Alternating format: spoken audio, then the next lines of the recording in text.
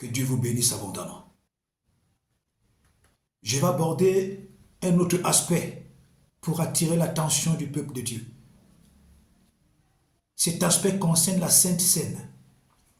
Cet aspect concerne la Sainte Seine. Alléluia. Et je voudrais dire d'entrée de jeu que toute Sainte Seine n'est pas une Sainte Seine de Dieu. Toute Sainte Seine n'est pas pure. Il y a des Saintes Seines divines de Dieu, il y a des Saintes Seines diaboliques. Même le diable pratique la Sainte Seine. Même le diable pratique la Sainte Seine. Donc, enfants de Dieu, ne pensez pas que c'est seulement nous qui pratiquons la Sainte Seine. Même le diable pratique la Sainte Seine. Aujourd'hui, même dans des églises, des pasteurs compliqués là, les pasteurs qui sont entrés dans des choses compliquées là, ils pratiquent des saintes scènes diaboliques dans leurs églises. Mais des chrétiens pensent que ce sont des bonnes saintes scènes. Les chrétiens pensent qu'ils ont affaire à la sainte scène de Dieu. Or, le pasteur est en train de les amener dans des saintes scènes, dans une sainte scène compliquée. C'est pourquoi le livre de Osée a toute sa place. Mon peuple périt parce qu'il lui manque la connaissance. Cette vidéo t'apporte la connaissance. Toutes mes vidéos vous apportent la connaissance. Alléluia. Alléluia. Par exemple, le Seigneur a permis que je puisse apporter une prophétie sur la Côte d'Ivoire. Il y a beaucoup d'Ivoiriens qui ont compris le sens de cette prophétie, mais ceux qui ont pris la prophétie avec les émotions ont commencé à m'insulter. Alléluia. Ah oui, c'est aussi comme ça que beaucoup de chrétiens se comportent dans les églises. Quand tu vas leur dire que la Sainte Seine qu'on pratique n'est pas toujours la Sainte Seine de Dieu. Des vrais serviteurs de Dieu pratiquent la vraie Sainte Seine de Dieu. Les faux serviteurs de Dieu pratiquent la Sainte Seine diabolique. Ah oui.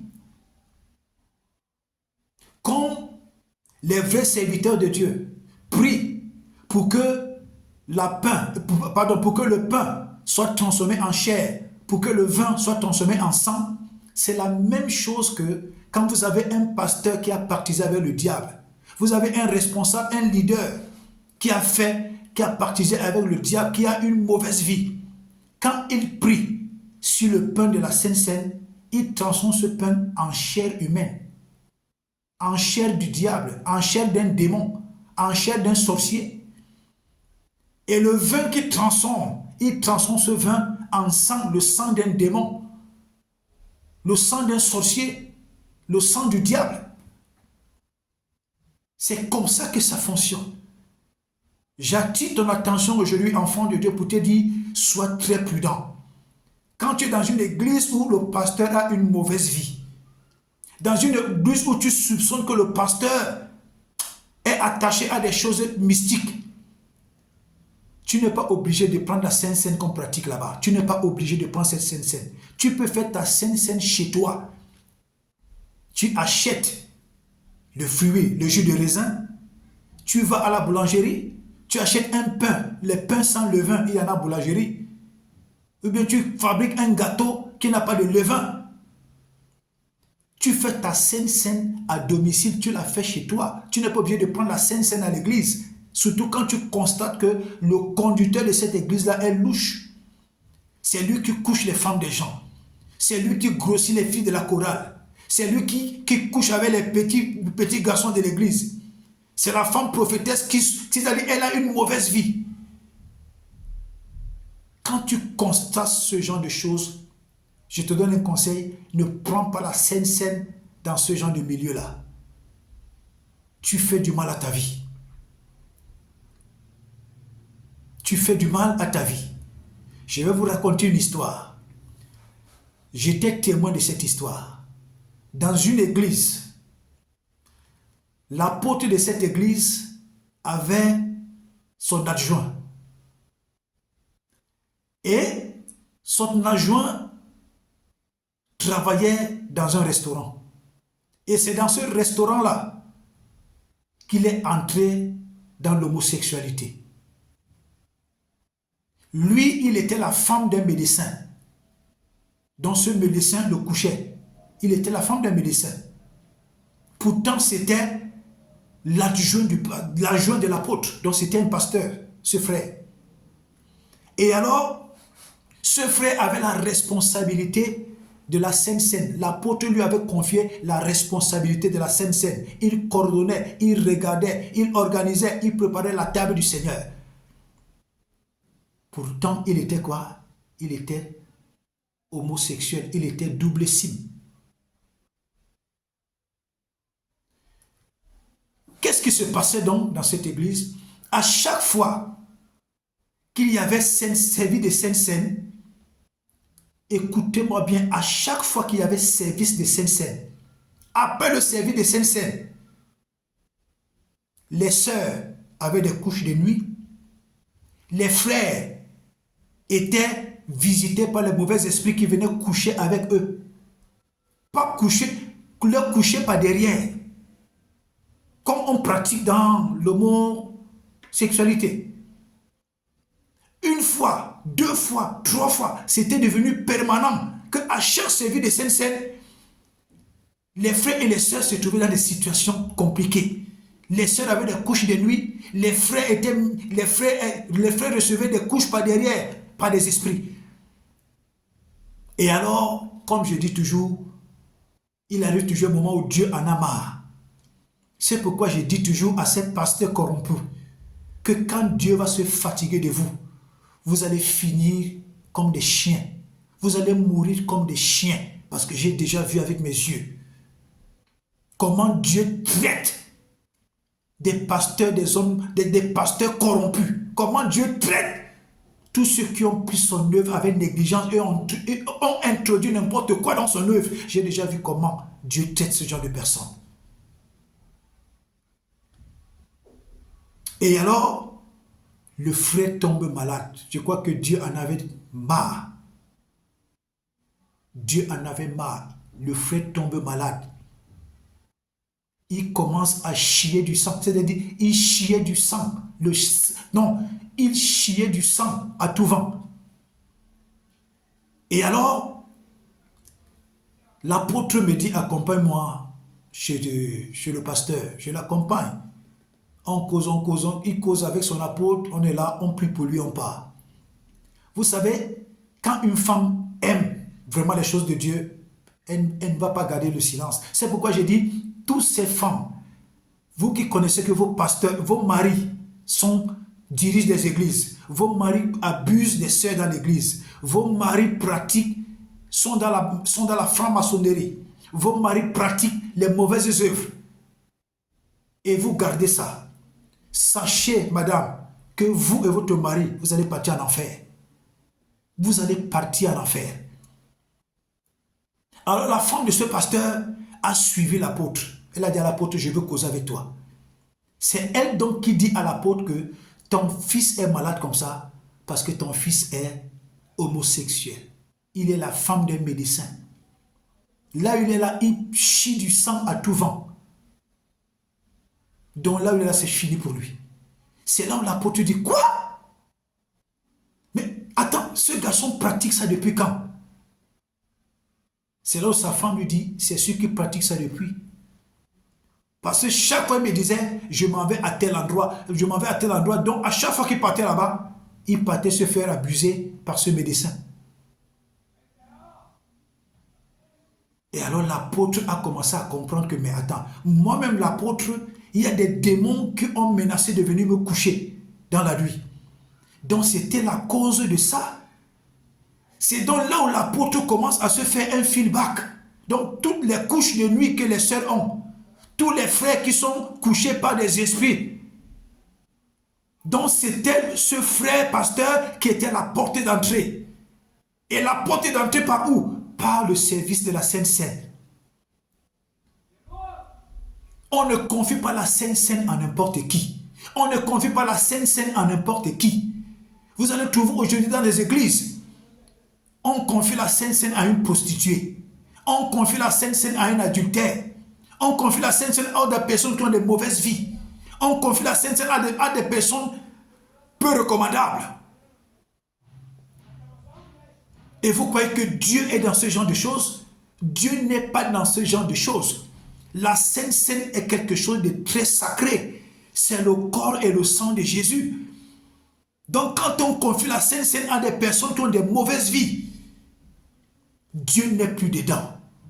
Ça devient une affaire qui apporte la mort dans la vie du peuple de Dieu. Alléluia. Faites très attention, frères et sœurs. Lisons un passage. 1 Corinthiens 10, versets 20 à 22. Lisons. C'est l'apôtre Paul qui parle. Je dis que ce qu'on sacrifie, on le sacrifie à des démons et non à Dieu. Or, je ne veux pas que vous soyez en communion avec les démons. Vous ne pouvez boire la coupe du Seigneur et la coupe des démons. Vous ne pouvez participer à la table du Seigneur et à la table des démons. Vous ne pouvez participer à la table du Seigneur et à la table des démons. Donc les gens ont des mauvaises vies. Les gens ont des vies pourries. Les gens pratiquent un adultère terrible, une fornication terrible. Les gens pratiquent une hypocrisie diabolique. Les gens ont de la haine dans leur cœur. Les gens pratiquent une prostitution avancée. Les gens ont une très mauvaise vie. Mais c'est à eux que le pasteur prend le soin de préparer la Sainte Seine. C'est à eux que le pasteur donne la responsabilité de la Sainte Seine. Ça veut dire que même ce pasteur n'est pas sérieux. Même ce pasteur, ce conducteur, ce leader, c'est un vampire. C'est un démon. Il n'est pas du tout sérieux. Ou alors il ne sait pas ce qu'il fait, ou alors il sait ce qu'il fait. Et aussi, quand vous avez ce type de pasteur, ce type de leader, ce type de conducteur, qui abuse des femmes, qui couche des femmes, qui couche des sœurs, qui pratique même ce qu'on pratique avec d'autres hommes, qui a une vie tellement malhonnête, un bandit, un voleur. Et il se tient là pour officier la Sainte Seine. Les gens n'ont plus peur du sacré. L'œuvre de Dieu est sacrée. La Sainte Seine est sacrée. La maison de Dieu est sacrée. Chaque enfant de Dieu est sacré. La prêche, la prédication est sacrée. La chorale est sacrée. L'intercession est sacrée. Mais quand on fait tout ceci avec négligence, Dieu n'est pas dedans. Dieu n'est pas dedans, ne vous trompez pas. C'est pourquoi Dieu dit, ce peuple m'honore des lèvres, mais son cœur est éloigné de moi. C'est en vain qu'ils me rendent un culte. Les gens peuvent se réunir, 5, 6, 10, 6 millions, 10 millions. Les gens peuvent être nombreux dans une église, mais ils rendent un culte vain à Dieu. Donc c'est en vain qu'ils sont en train de rendre ce culte. Dieu n'est pas dedans. Les gens peuvent se réunir pensant qu'ils se réunissent pour Dieu, mais ils se réunissent en vain. Les gens peuvent se réunir pendant qu'ils se réunissent pour Dieu, mais le pasteur connaît qu'ils sont réunis là pour adorer le diable, parce que lui-même appartient à la loge satanique. Ce peuple m'honore des lèvres, son cœur est éloigné de moi, c'est en vain qu'il me rend un culte. En vain. Dieu dit que en vain. Donc on peut rendre un culte à Dieu en vain. On peut passer 1, 2 heures, 4, 5 heures dans un culte, pendant un culte. Dieu n'est pas dedans. Dieu n'est pas là. Enfants de Dieu, ouvrez vos yeux. Enfants de Dieu, ayez du discernement. Enfants de Dieu, réveillez-vous. Dieu n'est pas partout. Vous pouvez chanter, vous pouvez louer, vous pouvez intercéder, vous pouvez tout faire. Dieu n'est pas dedans parce que Dieu regarde les cœurs. Dieu regarde les motivations. Votre leader, votre pasteur, votre prophète, votre apôtre. Quelles sont les motivations de son cœur?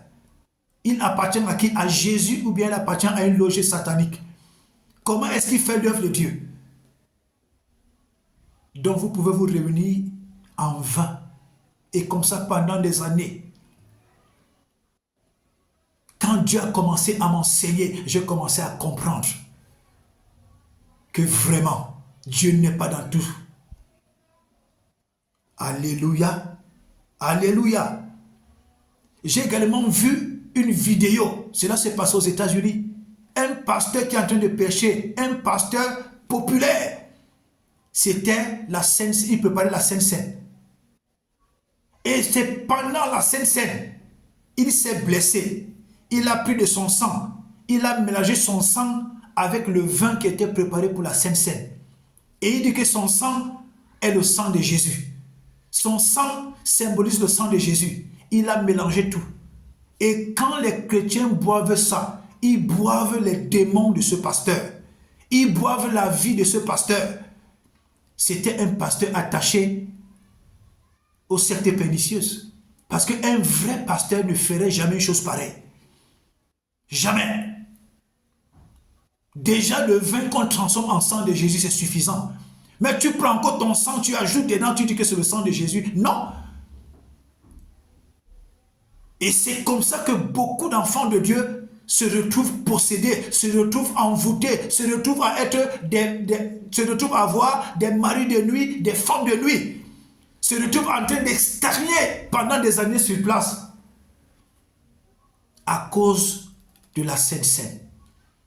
Il faut discerner, enfants de Dieu. Soyez prudents. Des choses horribles se passent aujourd'hui dans les églises. Des choses tellement mauvaises se passent aujourd'hui dans les églises. Si tu ne discernes pas, tu vas payer au prix de ta vie. Si tu fais des choses par négligence, tu dis, ah, en tout cas, c'est un homme de Dieu, non. Tu vas mourir avant ton jour. Tu vas stagner dans le malheur, dans la pauvreté. Ne faites rien pour faire plaisir au pasteur. Ne faites rien pour faire plaisir à un homme de Dieu. Ne faites rien par émotion. Vous allez périr. Vous allez payer au prix de votre vie. Alléluia. Alléluia. Lisons 1 Corinthiens 11. 1 Corinthiens 11, à partir du verset 26. Il est écrit. À partir du verset 26, oui. Car, toutes les fois que vous mangez ce pain et que vous buvez cette coupe, vous annoncez la mort du Seigneur jusqu'à ce qu'il vienne. Verset 27. C'est pourquoi celui qui mangera le pain ou boira la coupe du Seigneur indignement sera coupable envers le corps et le sang du Seigneur. Sera coupable envers le corps et le sang du Seigneur. Que chacun donc s'éprouve soi-même, et qu'ainsi il mange du pain et boive de la coupe. Car celui qui mange et boit sans discerner le corps du Seigneur mange et boit un jugement contre lui-même. Alléluia. Verset 30. C'est pour cela qu'il y a parmi vous beaucoup d'infirmes et de malades, et qu'un grand nombre sont morts. Ça veut dire quoi?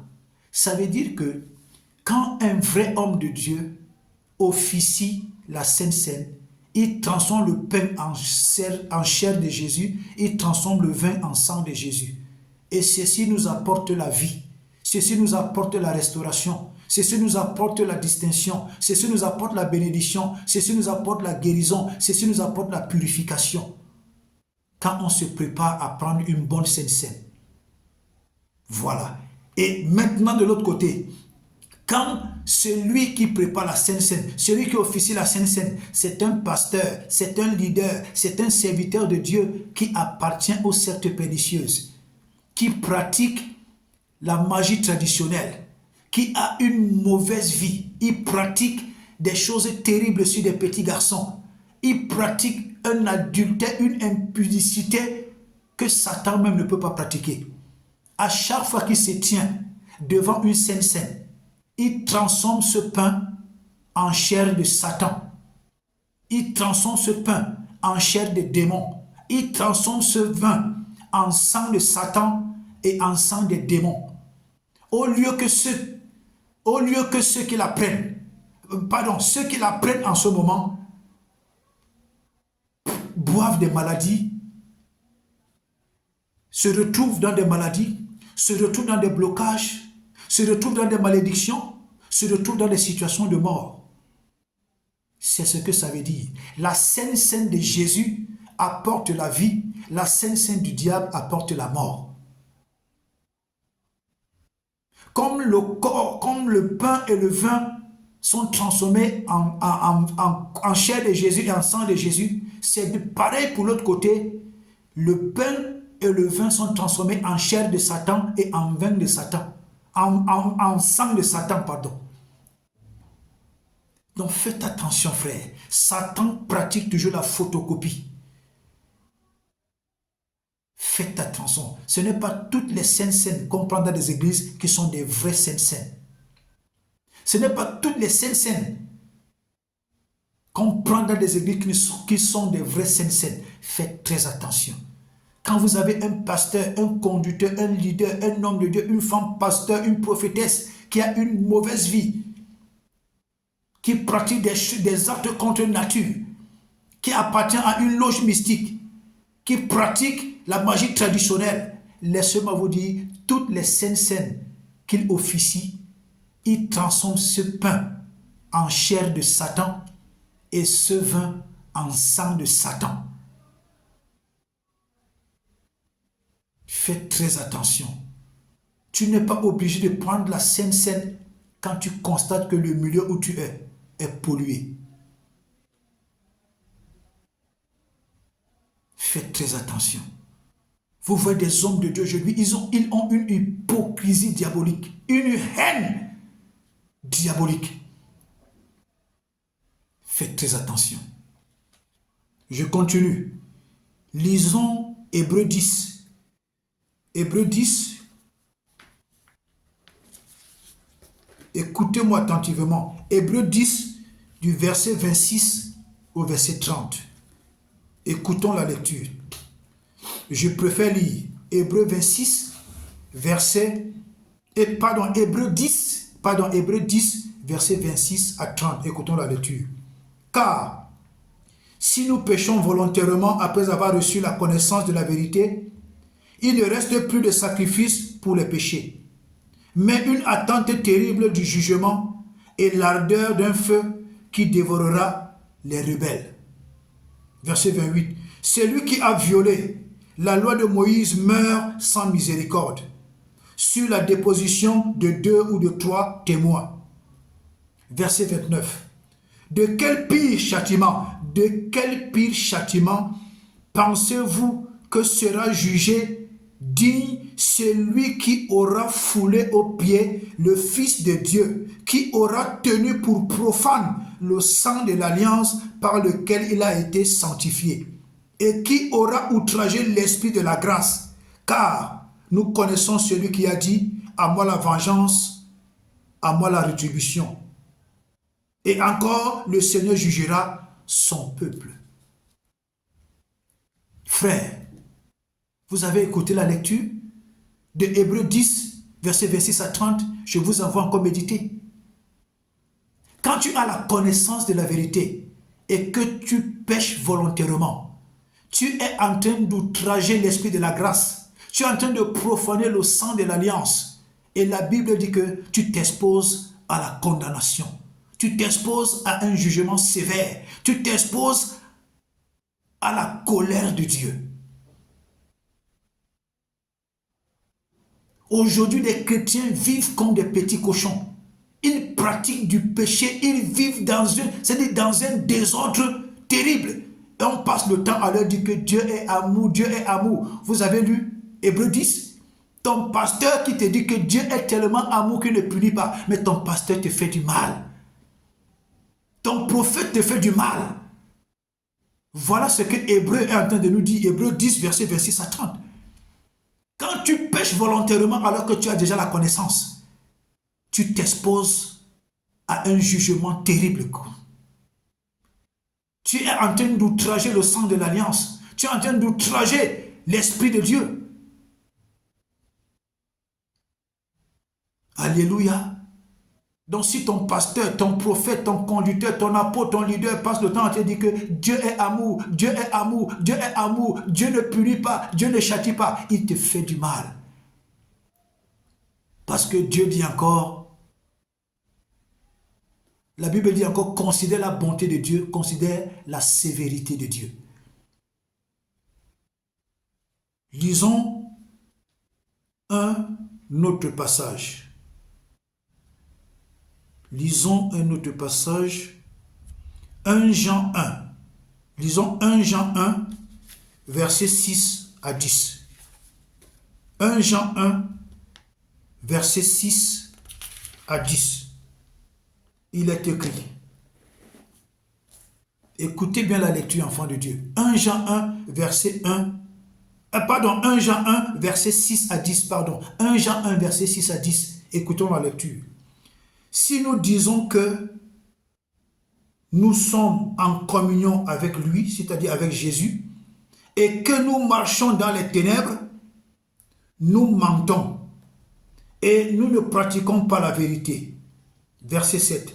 Mais si nous marchons dans la lumière, comme il est lui-même dans la lumière, nous sommes mutuellement en communion.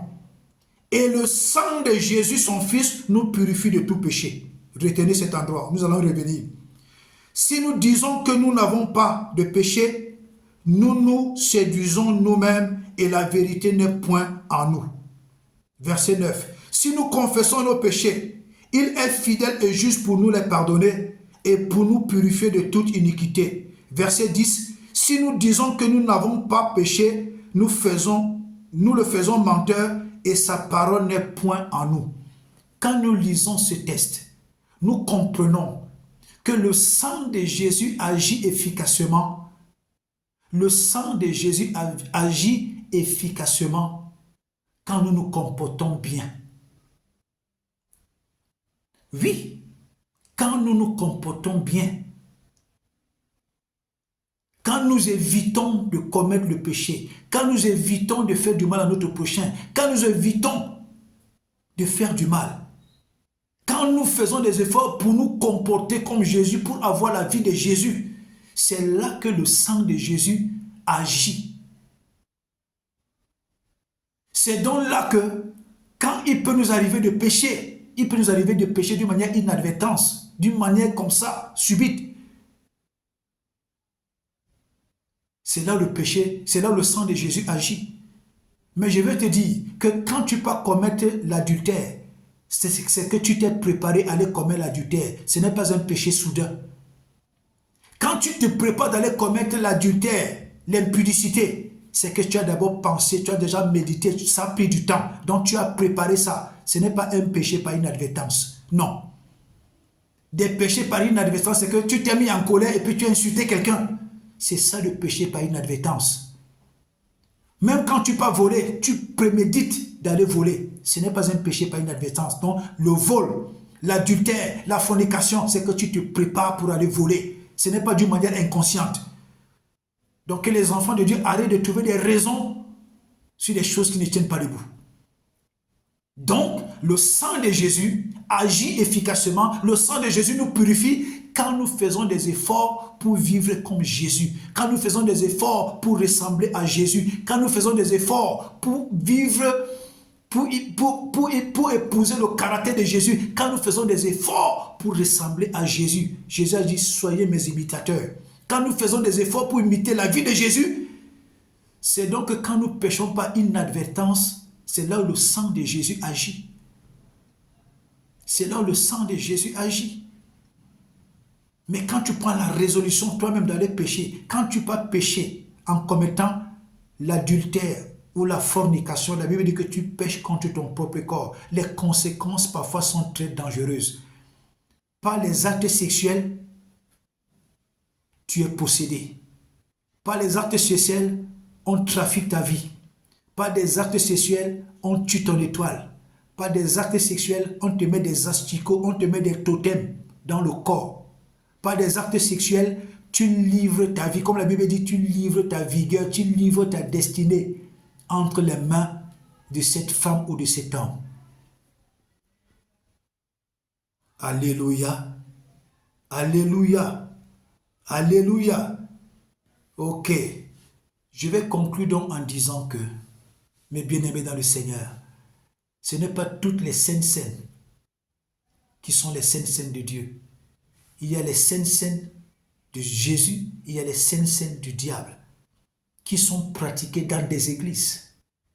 Oui, il y a des églises dans lesquelles on pratique la sainte scène diabolique. Les gens mangent le pain.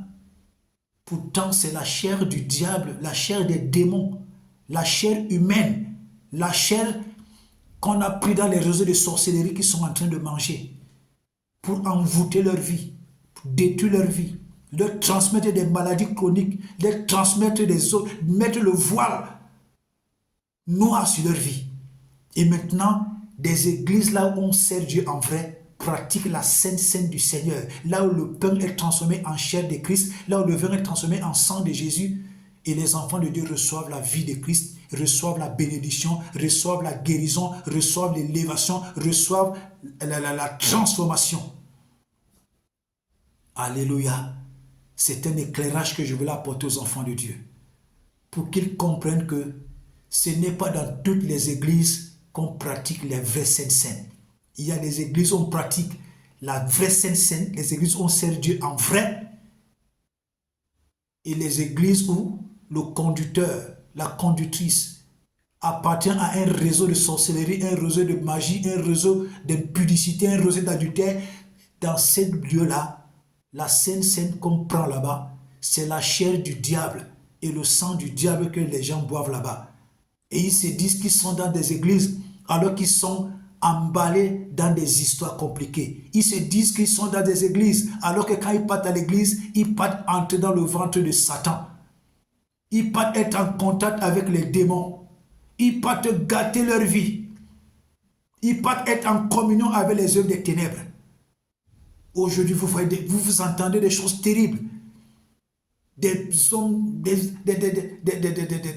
des faux serviteurs de Dieu, des faux servantes de Dieu, des faux frères, des faux sœurs, des faux chrétiens qui sont emballés dans des choses horribles, qui sont dans des choses horribles que même Satan ne peut pas prononcer les mots. L'adultère, la fornication, les actes contre nature, l'alcoolisme, l'hypocrisie, le vol, l'escroquerie, le banditisme. Ils sont dans des réseaux où on passe le temps à mal parler des gens. Sortez de ces milieux-là. Alléluia. Partagez massivement cette vidéo et que Dieu vous bénisse. Par ton partage, tu vas sensibiliser ton frère, tu vas sensibiliser ta sœur. Et Dieu va de temps en temps vous amener la connaissance.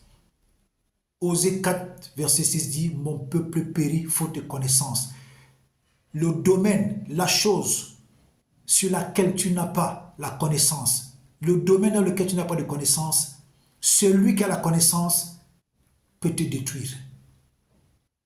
Quand tu n'as pas de connaissance, tu péris.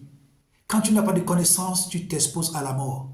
Quand tu n'as pas de connaissance, tu peux finir dans la misère, dans la pauvreté, dans la précarité. Quand tu n'as pas de connaissance, tu es la proie du diable. Quand tu n'as pas de connaissance, tu es le ballon de football de Satan. C'est pourquoi vous allez voir, la plupart de ces pasteurs qui font ces choses, quand il sait qu'il a dans son église, quand il sait qu'il a dans l'église là où il est, quelqu'un qui a la connaissance, il va tout faire pour le combattre. Il va finir par chasser cette personne de cet endroit. Parce qu'ils ont en horreur les gens que Dieu utilise pour ouvrir les yeux des autres. Que la main de Dieu soit sur toi, que la main de Dieu soit sur moi. Et que tous ceux qui méditent des complots contre nous, physiquement comme spirituellement, que Dieu les frappe et les tue, comme il a fait contre Uza au nom de Jésus. Que Dieu envoie son ange couper leur tête, comme Dieu a coupé la tête de Goliath au nom de Jésus. Que Dieu te bénisse, que Dieu te garde. Shalom.